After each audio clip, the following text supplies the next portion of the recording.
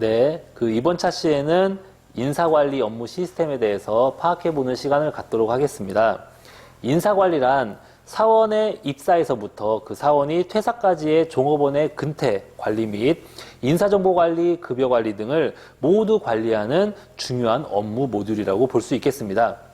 자, 화면을 보시면은 인사급여관리 업무 프로그램 운용 프로세스에 대해서 이렇게 간단하게 나와 있습니다. 여기 보면은 한 사람이 입사를 하게 되면은 여러 가지 정보들이 마스터DB에 등록이 되겠죠? 등록이 되고 그 사람이 승진을 하건 발령이 받건 아니면은 뭐 퇴사를 하건 여러 가지 각종 정보들이 또 수합이 돼서 그게 다 급여 정보에 들어가서 결국은 그 급여를 통해서 급여도 지급되고 연말정산도 하고 그렇게 해서 모든 인사관리 업무를 하는 시스템이라고 보시면 되겠습니다. 자, 인사관리 담당자는 권한 설정을 할 때 정직한이라는 사람에게 인사관리 권한을 줬습니다. 그래서 정직한이라는 사람으로 로그인을 한번 해보도록 하겠습니다. 아니나 다를까 권한이 별로 없죠? 시스템 관리하고 인사급여 관리 권한밖에 없습니다. 그래서 처음에 인사급여 관리에서 기초환경 설정을 클릭을 해서 소득 세액 공제 환경 설정을 해줘야 됩니다. 지금 여러분들 여기 빈칸이 나와 있지만 원래 세법이라는 게 매년마다 달라집니다. 그래서 선생님이 여기에 2021년으로 가면은 아무것도 없는 거예요. 왜냐면은 올해 거하고 내년 거, 이 시스템은 어떻게 보면 2020년 거거든요. 그래서 오늘은 2021년이니까 이게 안 맞는 거예요. 그래서 좀 맞지 않는 면이 있다 하더라도 선생님이 2020년 거 세율을 복사를 해서 진행하는 점 많은 양해 부탁드리겠습니다. 자, 가장 먼저는 기초 코드를 등록을 한번 해보도록 할게요. 여기 보시면은 급여 지급 공제 코드에서 직책수당, 자격수당, 교통비, 사후회비 이런 게 있습니다. 어떤 회사는 직책수당을 주고 어떤 회사는 안 주고 어떤 회사는 자격증을 따면 돈을 주고 수당이죠. 수당을 주고 어떤 회사는 안 주고 어떤 회사는 복리후생 차원에서 교통비를 지급을 하고 식비를 지급하고 어떤 회사는 지급을 안 하고 이처럼 회사마다 다르기 때문에 자기 회사에 맞는 여러 가지 지급 코드를 등록을 해야 됩니다. 이거를 어디에서 등록을 하냐? 인사 기초코드 등록에서 등록을 하면 되겠습니다. 인사 기초코드 등록은 인사관리 시스템 사용에 필요한 기본 정보를 이렇게 코드화합니다. 코드화했는데 기본적으로 프로그램 설치를 하면은 기본적인 코드가 이렇게 나옵니다. 이렇게 나오는데 회사에 맞추어서 추가적으로 등록할 부분은 등록을 해야 됩니다. 그러면은 여기 급여로 가가지고요. 지급 코드를 클릭을 하면은요. 이렇게 기본급만 있을 텐데 방금 말했지만 선생님이 직책수당, 자격수당, 교통비 아까 있었잖아요. 이것들은 우리 회사에서 준다라는 거를 선생님이 이렇게 코드번호와 함께 입력을 하면 됩니다. 그래서 여기 보시면은 P10 직책수당, P20 자격수당 이렇게 있듯이 이거를 보고 선생님이 전산에다가 입력을 한번 해보았습니다. 그리고 공제 코드에 가면은 이렇게 쭉 나오는데 여기에 사후 회비가 있을 거예요. 여기서 지급은 뭐고 공제는 뭐냐? 말 그대로 지급은 회사 입장에서 지급을 하는 거고요. 공제는 이렇게 미리 공제를 하는 거예요. 그러니까 공제는 돈을 지급할 때 원천징수해서 주는 거죠. 사후 회비는 하나의 뭐 친목 모임 회비 같아요. 회비를 매번 내기 귀찮으니까 월급을 줄 때 처음부터 회비를 까고 줘라. 그럼 편하잖아요. 그래서 그러한 부분은 우리는 공제라는 개념으로 받아들이시면 될 것 같아요. 그래서 코드번호 S50 사후회비를 또 사전에 등록을 한번 해보았습니다. 그리고 여기에 인사 급여에서 호봉 코드 말고 호봉을 한번 보도록 하겠습니다. 호봉을 보면은 5호봉까지 등록이 되어 있기 때문에 선생님이 C01부터 C05에서 1호봉부터 5호봉까지 좀 사전에 등록을 한번 해보았습니다. 그 다음에 출력 구분을 인사로 한번 가볼게요. 자, 인사로 가면은 뭐 관계, 계급, 교과, 교육과정 많이 있는데 여기에서 자격 면허로 가볼게요. 자, 자격 면허는 내가 자격증을 사전에 등록을 해놓은 거예요. 뭐 컴퓨터 활용 능력을 등록을 해놔도 되고 아니면은 뭐 전산회계라든지 전산회계 운용사를 등록해놔도 되고 그런데 이제 우선 ERP 자격증 4개를 한번 등록을 해보았습니다. 코드번호와 함께 ERP 회계부터 생산까지 4개의 자격증을 등록을 했습니다. 그 다음에 출력 구분에서 사원 그룹으로 한번 가보도록 할게요. 사원 그룹에서 직종을 클릭을 하면은 뭐 아무것도 없었을 텐데 뭐 사무직, 생산직, 영업직 이 세 개를 또 선생님이 등록을 한번 해보았습니다. 자, 이렇게 기초코드 등록이 끝나면은 두 번째는 인사급여 환경을 설정을 해야 됩니다. 인사급여 환경 설정이란 뭐 회사마다 다르겠지만 우리는 월급을 월 말에 준다. 우리는 월급을 저번 달에 1일부터 31일까지 했던 거를 그 다음 달 10일에 준다. 혹은 17일에 준다. 회사마다 기준이 다르기 때문에 그 기준도 미리 등록을 한번 해보도록 하겠습니다. 우선 보기를 봤더니 사무직과 생산직은 매월 1일부터 말일까지 근무해서 그해 말일에 지급을 한다. 입사자와 퇴사자는 일할 계산한다. 일할 계산한다. 수습기간은 3개월이다. 지급률은 몇 %다? 그렇죠. 80%다. 이러한 개념을 한번 등록을 한번 해보도록 할게요. 자, 이거는 어디서 등록을 하냐?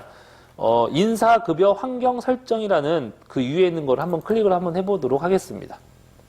지금 여기에 빈칸으로 되어 있는데 F2를 눌러서 단축키입니다. F2를 눌러서 사무직을 클릭을 하고요. 그 다음에 여기도 F2를 눌러서 생산직을 클릭을 하면 됩니다. 그리고 귀속월 구분은 당월이 있고 정월이 있는데 이번 달 거니까 당연히 당월로 클릭을 하시고 시작일은 1일부터니까 둘 다 1로 하시면 되겠습니다. 그리고 입사자와 그 다음에 퇴사자는 기준이 일할 계산이기 때문에 여기 1로 되어 있는 거를 굳이 바꿀 필요는 없어요. 그리고 수습직 지급기간도 3개월 일치하죠? 이것도 굳이 바꿀 필요가 없습니다. 근데 여기에 수습직 지급률이 80%라고 했는데 빈칸으로 되어 있기 때문에 여러분들은 여기다가 80이라는 숫자만 집어넣어도 이렇게 80%가 생성이 되니까 그 점 참고하시면 될 것 같아요. 가장 기본적인 거죠.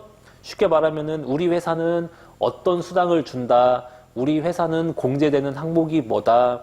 우리 회사는 사무직하고 생산직 이러한 것들이 있는데 뭐 월급은 언제 준다. 그리고 수습기간은 몇 개월이다. 수습기간 동안에 급여는 몇 % 지급된다.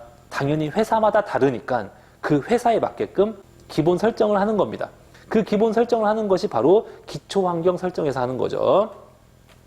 자, 그 다음에 우리 호봉 등록을 한번 해보도록 할게요. 자, 기초환경 설정 두 번째 호봉 테이블 등록을 클릭을 하면은 이렇게 대표이사부터 사원까지 쭉 뜹니다. 우리 예시를 보면은요. 부장, 과장, 대리, 사원, 호봉은 1호봉부터 5호봉까지 금액은 전부 다 다르죠. 이거를 등록을 한번 해보도록 할게요. 자, 우선 처음에 부장이니까 부장을 클릭을 하면은 다 비어 있을 거예요. 그럼 여러분들 여기 호봉 이력에다가 호봉이라는 거는 이제 매해년에 새롭게 시작하는 거기 때문에 올해 2021년 1월로 클릭을 하면은 이쪽으로 창이 넘어갑니다. 그러면은 기본급이 1호봉 때 240, 2호봉 때 247만원 언제 이거를 다 입력을 합니까? 그래서 오른쪽에 일괄 등록 버튼을 누르면은요, 여기다가 처음에 240만원을 입력을 하고요. 증가액은 얼마씩 증가했나 봤더니 7만원씩 증가했습니다. 이렇게 하고 적용 버튼 누르면은 선생님이 입력한 것처럼 일괄적으로 딱 등록이 됩니다. 편하죠? 그러면은 마찬가지로 과장도 마찬가지고요. 대리도 마찬가지고 사원도 마찬가지예요. 호봉 이력을 2021년 1월부터 해서 일괄 등록 버튼을 이용해서 쭉 입력을 하시면 될 것 같습니다.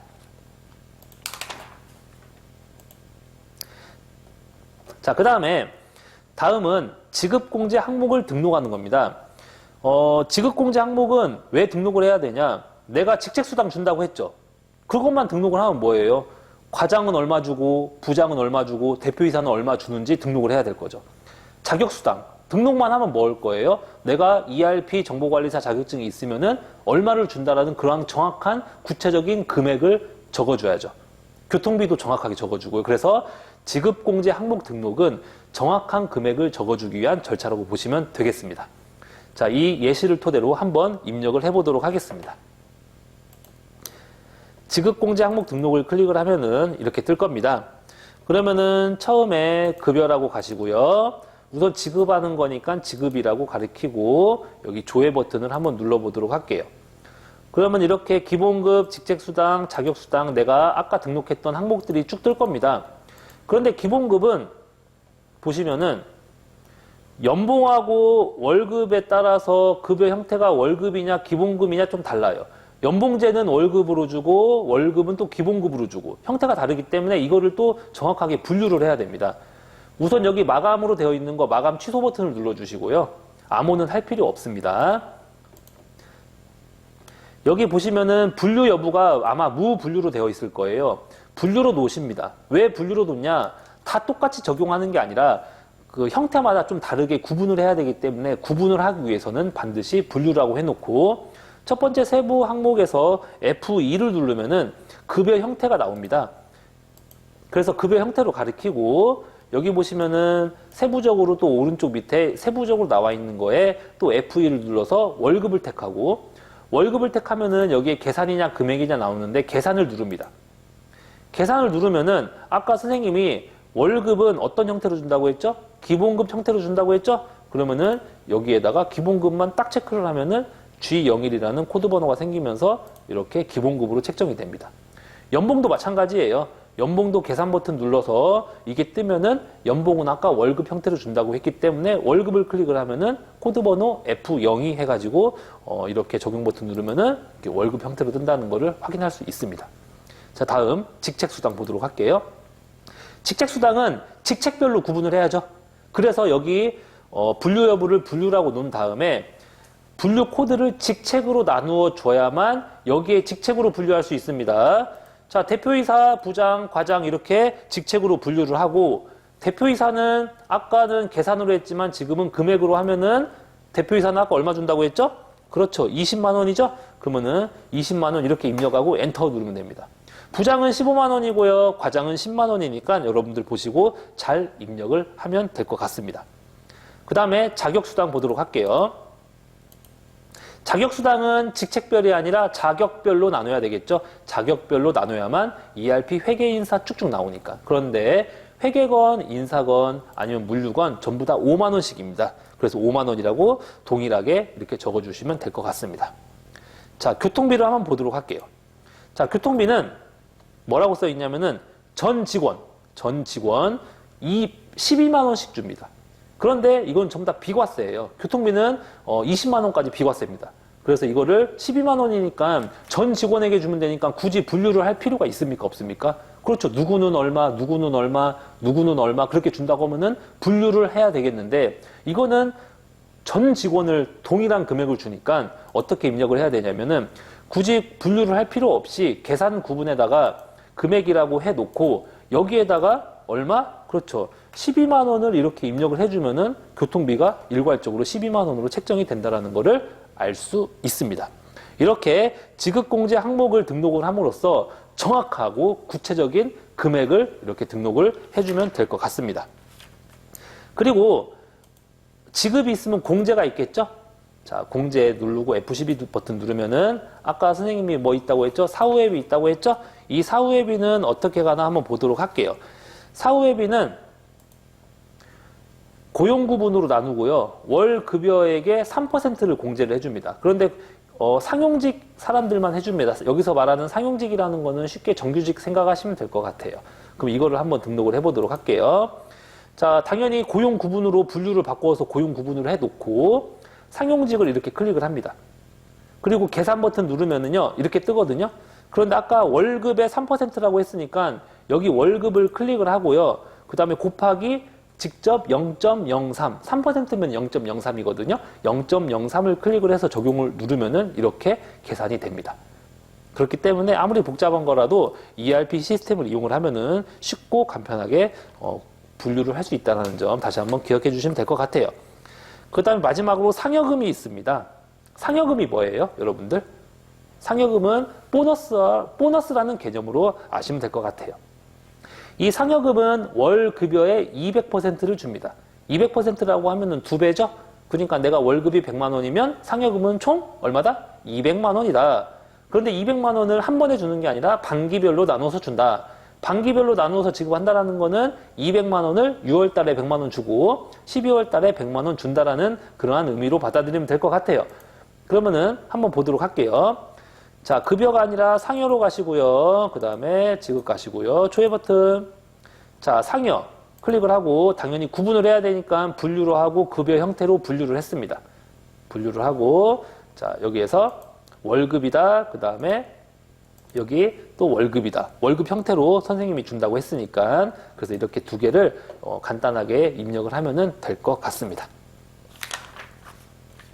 자 이처럼 지급공제 항목이 좀 복잡해도 이거를 제대로 등록하지 않으면 나중에 급여 계산이 다 틀어지게 되니까 이거만큼은 정확하게 입력을 해주시길 바라겠습니다.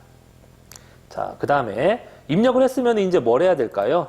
그렇죠. 월급 날짜를 정해줘야 되겠지? 월급 날짜는 1월달도, 월급은 1월달도 주고요. 2월달도 주고 쭉쭉 나가서 12월달까지 줍니다. 그래서 이러한 급상여 지급일자를 한번 등록해 보도록 할게요.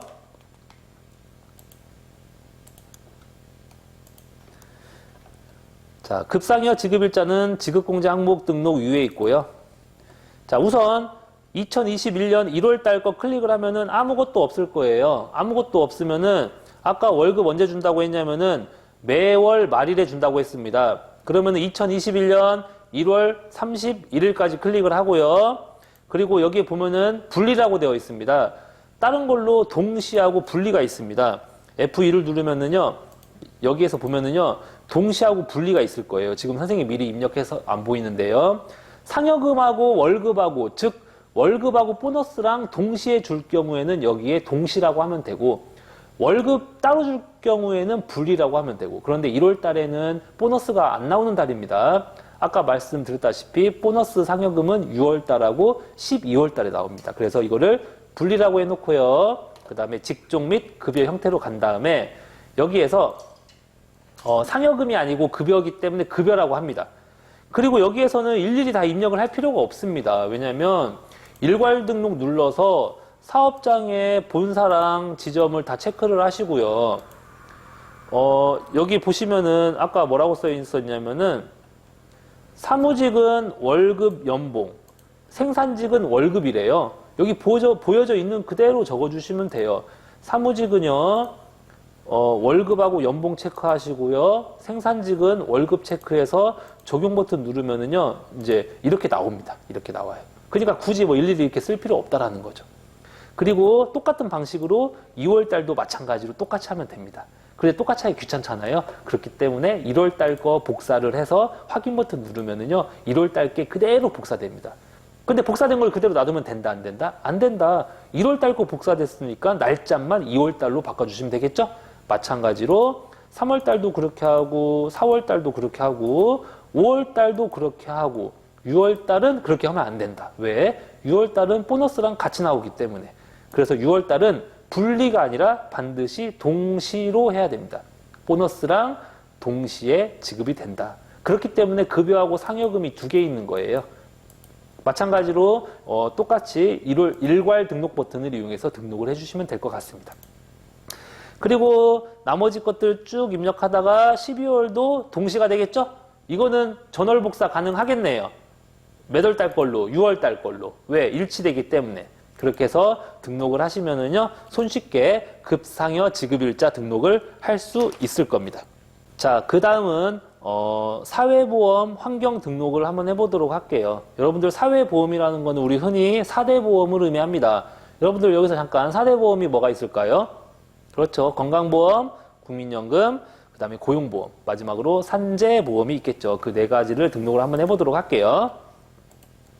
보시면은 건강보험은 우리 그 서울본사, 국민연금도 서울본사, 고용보험, 산재보험은 대구지사에서 관할을 한다라는 거를 한번 입력해 보도록 할게요. 자, 밑에 사회보험 환경 등록을 클릭을 하면은요, 여기에 이제 기본적인 요율이 나와 있고요. 사업장별로 선생님은 사전에 등록을 해놨습니다. 그래서 여기다가 주어진 자료를 가지고 그대로 입력만 하면 되는 거니까 크게 어려운 게 없을 거예요. 자, 그래서 기본적인 환경이 바로 여기까지입니다. 기본적인 환경 다시 한번 선생님이 복사 한번 해보도록 할게요. 우리 회사는 어떤 수당을 준다 설정하고요.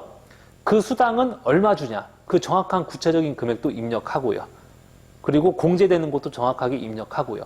그 다음에 월급은 언제 주는지 설정해 주고요. 그리고 1월 달부터 12월 달까지 월급 주는 날짜를 미리 세팅해 놓는 게 바로 기초 환경 설정이라고 보시면 될 것 같아요. 자, 그 다음에 두 번째 모듈, 인사관리 모듈을 한번 보도록 할게요. 자, 인사관리 모듈에서는 뭘 입력을 하냐? 인사정보를 등록을 합니다. 그 사람이 입사를 하면은 솔직히 회사 차원에서 뭐 개인 정보를 좀 알아야 되겠죠. 뭐 주민번호, 주소, 가족관계, 기타 등등을 알아야 되겠죠. 왜 알아야 되냐면은 어떻게 보면 나중에 연말정산하고 또 관련이 있기 때문에 그러한 개인 정보를 좀 알고 있어야 됩니다. 그래서 우리 예시에 장성실에서부터 천소명까지 이렇게 인적 정보가 나와 있고요. 재직 정보가 나와 있고 급여 정보가 나와 있는데 이러한 정보들을 한번 입력해 보도록 할게요. 자, 인사정보 등록을 클릭을 하면은요, 왼쪽에 사원들이 쭉 나와 있고, 오른쪽에 인적 정보, 재직 정보, 급여 정보가 나와 있는 걸 확인할 수 있습니다. 그러면은 선생님이 준 그런 예시 자료를 보고요, 입력을 하면 됩니다. 인적 정보는 주민번호하고 세대주가 맞느냐 안 맞느냐 이제 그런 것들 판단을 하고요. 그러면 여기다가 인적 정보에서 주민번호 입력을 하고요, 세대주 여부는 여라고 입력을 하면 되고요. 양창이도 마찬가지로 이렇게 똑같이 입력을 하면 됩니다. 선생님 미리 사전에 등록을 했습니다. 진실하는 세대주가 아니네요. 그러면 여기 부라고 놓으면 되겠죠. 자, 그 다음에 재직 정보 보도록 하겠습니다. 재직 정보는 뭐 입사는 이때 했고요. 그 다음에 뭐 부서 고용 형태, 직종, 뭐 나온 예시를 토대로 그대로 입력을 하면 되겠습니다. 급여 형태는 연봉제고요. 그 다음에 직급 직책 전부 다 대표이사로 해놓으시면 될 것 같아요. 자, 양창이 정직한 나머지 왕성한까지 똑같은 방식으로 그대로 입력을 하면 될 것 같습니다. 자, 중요한 거는 인적 정보, 재직 정보보다 더 중요한 게 바로 급여 정보입니다. 급여 정보. 자, 급여 정보는 조금 복잡합니다. 우선 장성실을 볼게요. 장성실은 우선 급여 형태가 연봉제입니다. 그리고 계정 유형이 임원 계정이므로 여기다가 임원 계정이라고 체크를 하시고, 자, 여기 보시면은 여기가 빈칸으로 되어 있을 거예요. 그러면은 계약을 2021년 1월이라고 해놓고 엔터를 치면은 오른쪽에 칸이 활성화가 될 겁니다. 이렇게. 그런데 여기다가 연봉이라든지 월급을 입력을 하려고 했는데 뭐 빈칸으로 되어 있어가지고 아무것도 입력 못 오잖아요. 자, 그럴 때는 어떻게 하냐? 컨트롤 누른 상태에서 F3을 누르면은 여기 컨트롤 F3을 누르면은 로그인을 하라고 나옵니다. 그러면은 뭐 아무 없이 확인 버튼 누르면은 이렇게 빈칸으로 숫자를 입력할 수 있게 나와요. 그럼 우리 주어진 자료를 가지고 보면은 대표이사 장성실은 한 달에 월 지급액이 520만 원이라는 걸 알 수 있습니다. 그러면은 여기 월급에다가 520만 원이라고 쓰면 됩니다. 여기는 소수점이니까 착각하지 마세요. 이거 520만 원입니다. 알았죠? 520만 원하고 엔터 치면은 이 520만 원에 대해서 1급, 시급이 따로 정확하게 책정이 돼서 나오니까 그렇게 진행을 하면 될 것 같아요. 그리고 고용보험 같은 경우는 대표이기 때문에 여기다가 입력하지 마시고 여기다 그냥 여라고만 표현을 하면 될 것 같아요. 그래서 양창이도 마찬가지로요. 여기다가 입력을 하면 되고요. 정직한도 여기에다가 똑같은 방법으로 입력을 하면 됩니다. 단 차이점은 뭐냐면 양창이부터 왕성한까지는 전부 다 종업원이잖아요. 대표이사가 아니라. 그렇기 때문에 고용보험 여부를 전부 다 불어 놓으시고요. 그리고 소득이 많으면 많은 만큼 국민연금이랑 고용보험도 많이 내겠죠?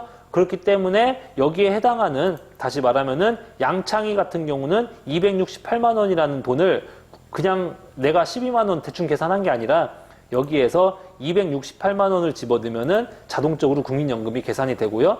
고용보험도 마찬가지로 이렇게 월급 금액을 집어넣으면은 자동 계산이 되어지니까요. 이렇게 국민연금하고 고용보험도 좀 번거롭겠지만 이렇게 일일이 다 작성을 해주시면 될 것 같습니다. 자, 그리고 인사기록 카드를 보도록 할게요. 자, 인사기록 카드를 보면은요. 자, 예시를 한번 보도록 할게요. 자, 이렇게 양창희 사원하고 송공정 사원의 가족 정보가 나와 있습니다. 양창희 배우자는 기쁨이, 그리고 송공정 배우자는 모성애, 그리고 자녀들도 있고요. 그 다음에 부모님도 계시고요. 이러한 것들을 한번 입력을 할 건데 이걸 어디다 입력하냐면은 인사기록 카드에다가 이렇게 입력을 하면 됩니다. 인사기록 카드에다가 이렇게 기쁨이, 양발은, 양순이, 양순한. 그리고 양발은 같은 경우는 지금 부양관계가 어떻게 되어 있냐면은 소득자의 직계 존속으로 되어 있어요. 나의 부모님은 직계 존속, 나의 자녀는 직계 비속, 그것만 구분을 잘하고 입력만 해주시면 크게 문제가 되지 않을 것 같습니다. 자, 송공정도 마찬가지로 모성애라는 배우자와 손이쁨이라는 자녀를 이렇게 등록을 해주면 될 것 같습니다. 자, 마지막으로 인사관리 기본 세팅인 인사 발령을 한번 해보도록 할게요. 자, 회사를 다니면서 인사 발령이 날 수 있습니다. 여기서 인사 발령이라는 거는 여기서 인사 발령이라는 거는 A 부서에서 B 부서로 부서 간의 변동도 발령이고요. 내가 승진하는 것도 발령이고요. 뭐 내가 다른 사업장으로 가는 것도 발령입니다. 그러니까 이러한 것들 발령에 대해서 한번 등록을 해보도록 할게요. 자, 우선 발령 정보를 보니까 승진을 했네요. 누가 승진했습니까? 진실한이라는 사람이 승진을 했습니다. 어떻게 승진했냐? 사원에서 대리로 승진을 했습니다. 그러면은 여기에서 인사 발령 등록에서 정기 승진을 먼저 등록을 해주고, 그 다음에 여기에서 등록을 해준다고 발령이 나는 건 아니고요. 인사 발령 등록에서 발령 호수, 내가 방금 등록한 발령 호수를 해놓고 여기에서 입력을 하고 발령 적용 버튼을 눌러야만 발령 처리가 된다는 거 다시 한번 기억해 주시면 될 것 같습니다. 자, 선생님이 좀 빠르게 나갔는데요.